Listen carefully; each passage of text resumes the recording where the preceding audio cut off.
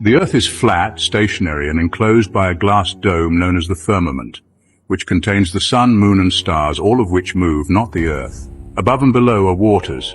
This isn't a conspiracy. If satellites were really in space, why would we need communication towers in the middle of the ocean?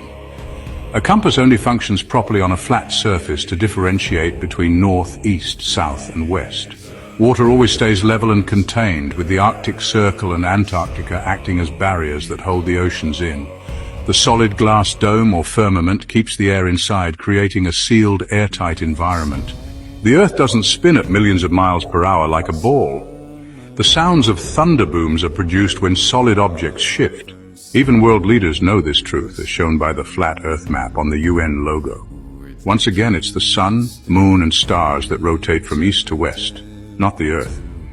The people who taught you that the Earth is a globe are fully aware of and believe in the flat, enclosed system we all live in and that no one can leave. We're told that we're spinning at 1,000 miles per hour, orbiting the sun in the heliocentric model at 66,600 miles per hour.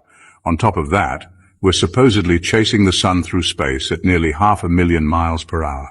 According to this model, we're spiraling through an infinite universe, never in the same place twice. Now consider the Georgia Guidestones, which had a small hole drilled through one of the central stones. If you looked through that hole, you would always see Polaris, the North Star. But how could we be moving in so many directions, traveling vast distances, and yet that star remains perfectly aligned in the hole? It should shift out of sight constantly, yet it stayed in place for 40 years until one day someone blew up the monument. They say Earth spins eastward at 1,600 kilometers per hour at the equator. So here's a question. How does a plane flying eastward at just 800 kilometers per hour reach its destination? Shouldn't the ground be moving too fast for the plane to catch up? And what about landing?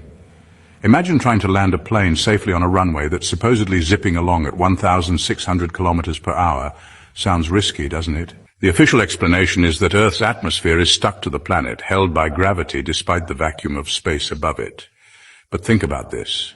If Earth were a spinning ball, pilots would constantly need to adjust for the curve. At 800 kilometers per hour, a plane would have to lower its nose by around 850 meters per minute to stay on course with Earth's curvature. Otherwise, it would be flying higher and higher, reaching about 50,000 meters in just an hour. Yet pilots don't make these constant adjustments. Once they reach cruising altitude, they level off and maintain a steady course until it's time to descend. No constant corrections for Earth's curve, just a straight level flight path. Doesn't that raise questions? If Earth were really spinning and curving, wouldn't we see constant course corrections? But we don't. It's a compelling clue that maybe things aren't what we've been taught.